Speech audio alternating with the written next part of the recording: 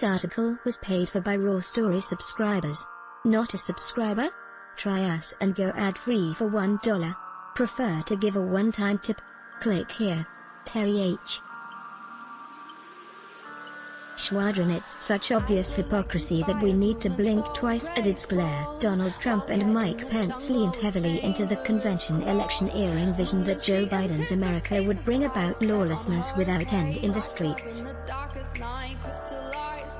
But they never acknowledged in their convention presentations to mask-free audiences on federal property, electioneering that itself violates the Hatch Act, that the violence they see is happening right here and now, on their watch. Advertisement: if they and Team Trump supporters are right about the overwhelming need for law and order, why isn't that overwhelming force in play right now? If the overnight fires being set in the streets of Chicago, Portland and now Kenosha, where is the response that Trump claims would happen in the future? Where is the reckoning between what Team Trump says should be and what actually is? And then, if they are right about having successfully guided America through the dangers of coronavirus, why are deaths still rising beyond 180,000 Americans? Trump was praising FEMA for quick response to this week's hurricanes after having taken emergency money from FEMA to pay for wall construction.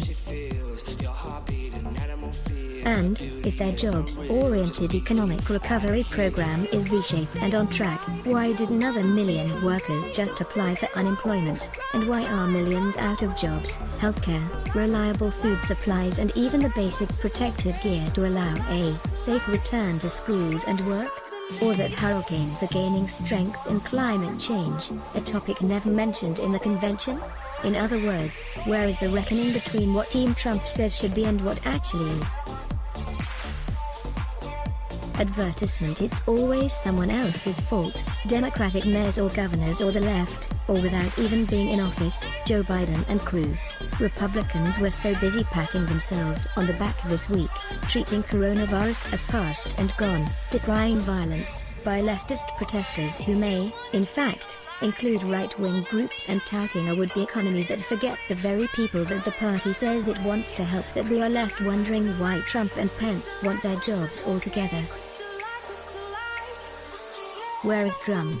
Trump's 70-minute acceptance of nomination stemwinder speech last night was big on fear and self-congratulations and weak on explaining why his words are so far off the mark. If Trump's analysis of what we face daily were on the mark, we wouldn't find ourselves facing seemingly insurmountable problems.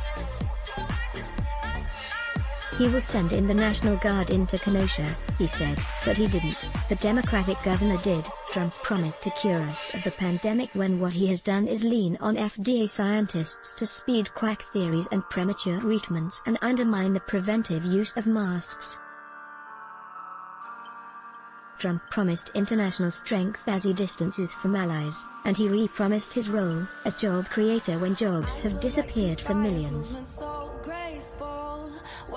Advertisement: the reality is that this White House has abandoned leadership to Tucker Carlson and Sean Hannity, playing to fear-mongering on the one hand, and the NBA on the other. Why do we have sports figures halting their play to remind us that we need to reconsider our societal approach to policing? Why possibly do we need Tucker Carlson to defend vigilantes carrying guns to protect businesses, as he did this week in response to the arrest of a 17-year-old teen on charges of murdering protesters? Could it be that talking trash and cleaning it up are different efforts, requiring an understanding of complexities, and taking in information, doing the harder work of coordinating effective responses, and above all, actually listening to understand what is at issue? Advertisement: if Team Trump is the only answer to law and order needs, what is this administration doing other than threatening mayors and governors? Where are they about either getting both left and right-oriented militia groups to stand down or to get to the real issues fueling protest altogether? Where are they as leaders to help their public keep in perspective the acts of relative few middle-of-the-night violators as against the tidal wave of peaceful protests about policing and systematic racism in America? Instead, they hide behind pointing to the prospect that under Biden, there will be lawlessness without acknowledging that what they see as a future danger is happening right now. Actually, the Justice Department is entering into investigations in individual cases, like justifications for police in Kenosha to shoot 7 times at point-blank range into the back of Jacob Blake as he reached into his car, where yes, there was a knife on the floor. There were also 3 little boys in the car. Advertisement, where are they? And more importantly, why shouldn't we be judging them as the group that can't keep order on the streets, or get the issues at the basis of it all into a better place for a more peaceful resolution? How about we stop beating the drum about what might happen with Biden and consider what is happening with Trump? Can they do better? In the case of Portland, deployment of federal troops, unmarked federal customs agents and marshals, worsened the situation. In its bluster, this White House assumes that it can do a better job of policing than local authorities. It assumes that the only issue on the table is the aftermath of protest, not its underlying causes. It's easy to call out slogans. It is hard to set things right. Advertisement. Isn't this government learning that from pandemic or hurricanes or immigration or healthcare or dozens of other pending issues? We're busy now giving a hand when the president or vice president actually even acknowledges that there have been coronavirus deaths, as if that passes for all of government coordinated planning. One truth here is that there are signs of militias, including those associated with white supremacist themes, that have popped up regularly in these overnight confrontations, often leaving the police who show up to quell unrest caught between anti-government factions on more than a single side. But that's not the fear that is being stoked by the speeches by Trump and Pence, who rather draw broad conclusions that pit Black Lives Matter against peacekeeping efforts by police. This is the administration that has stopped examination of police department tactics altogether, that has moved the Civil Rights Division towards anti-affirmative action defense, that only seeks out black citizens at election time. When and how do they get judged, as compared with the threat that things will be worse under Biden, who they say will destroy white suburbs, schools, business and tax structures? There is basic hypocrisy in the messages this week from Trump and Pence. The other side is to be judged by the future effects of its policies. Trump-Pence is to be judged on the worthiness of its mottos. Advertisement. It takes some huge gall to ignore reality.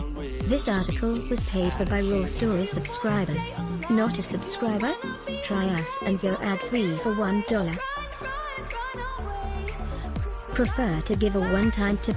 Click here. Enjoy good journalism. Then let us make a small request. The COVID crisis has cut advertising rates in half, and we need your help.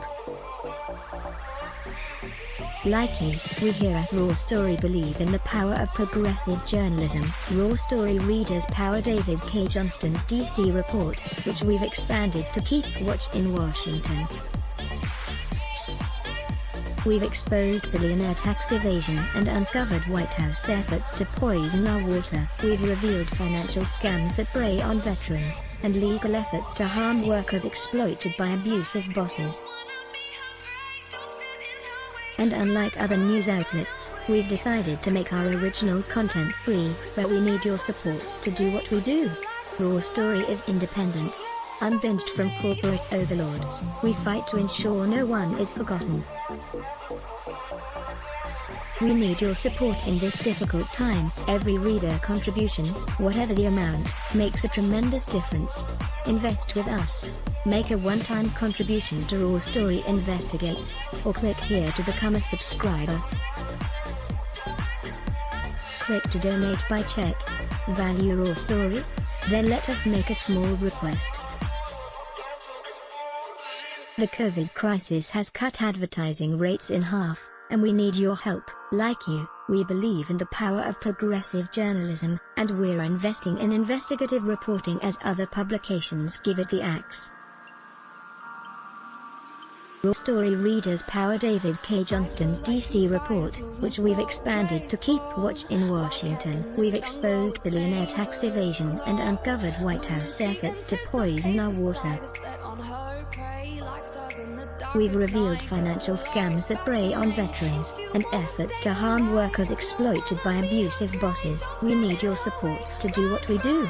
Raw Story is independent. You won't find mainstream media bias here. Every reader contribution, whatever the amount, makes a tremendous difference. Invest with us in the future. Make a one-time contribution to Raw Story Investigates, or click here to become a subscriber. Thank you. Let's block ads. Why? Show your love for him. Click the link in description. Thanks for watching.